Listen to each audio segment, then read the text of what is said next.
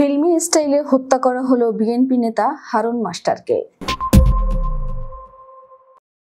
ঢাকার দোহার উপজেলায় ফজরের নামাজ শেষে হাঁটতে বেরিয়ে ফিল্মি স্টাইলে নির্মমভাবে খুন হলেন বিএনপির প্রভাবশালী নেতা ও শিক্ষক হারুন রশিদ ওরফে হারুন মাস্টার।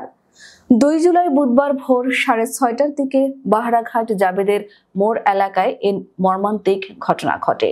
নিহত হারুন মাস্টার নয়াবাড়ি ইউনিয়ন বিএনপির সাবেক সভাপতি এবং বর্তমান আহ্বায়ক কমিটির উপদেষ্টা ছিলেন। পাশাপাশি তিনি বাহারা হাবিল উদ্দিন উচ্চ বিদ্যালয়ের সিনিয়র শিক্ষক হিসেবে কর্মরত ছিলেন। অবসরে যাওয়ার মাত্র 17 দিন আগেই তাকে নৃশংসভাবে হত্যা করা হলো। ফিল্মি স্টাইলে গুলি ও কুপিয়ে হত্যা করা হয়। স্থানীয় ও পুলিশ সূত্র জানায়, প্রতিদিনের মতো ফজরের নামাজ পড়ে পদ্মা নদীর পাড়ে হাঁটছিলেন হারুন মাস্টার। হঠাৎ দুটি মোটরসাইকেলে এসে 4 জন যুবক তাকে ঘিরে ফেলে। একদল দুর্বৃত্ত মুহূর্তের মধ্যে তাকে গুলি করে ও ধারালো অস্ত্র দিয়ে এলোপাতাড়ি কুপিয়ে মৃত্যু নিশ্চিত করে পালিয়ে যায়। স্থানীয়রা গুলির শব্দ শুনে ছুটে গিয়ে বাহারা স্কুলের কাছে তার রক্তাক্ত দেহ পড়ে থাকতে দেখে দ্রুত উদ্ধার করে দোহার উপজেলা স্বাস্থ্য কমপ্লেক্সে নিয়ে যায়।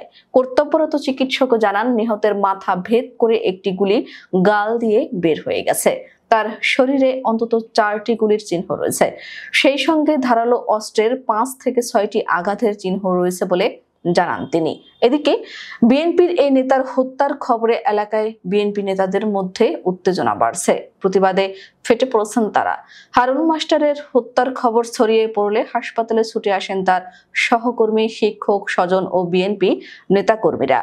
এলাকায় শোকের ছায়া নেমে আসে। নয়াবাড়ি ইউনিয়নের বাহারাঘাট এলাকা জুড়ে থমথমে অবস্থা বিরাজ করছে। স্থানীয়রা জানান, হারুন মাস্টার ছিলেন জনপ্রিয় ও সদালাপী ব্যক্তি। তার সঙ্গে কারো শত্রুতা ছিল বলে জানা যায় না।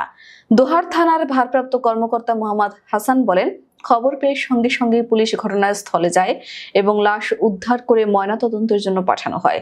প্রাথমিক সূত্র হলে নিহতের শরীরে 4টি গুলির চিহ্ন এবং 5 থেকে 6টি ধারালো অস্ত্রের কোপ পাওয়া গেছে। ময়নাতদন্তের পর আরো বিস্তারিত বলা যাবে। হত্যার ধরন দেখে এটিকে পূর্ব পরিকল্পিত বলে ধারণা করছে পুলিশ। তবে এখনো হত্যার মোটিভ স্পষ্ট নয়।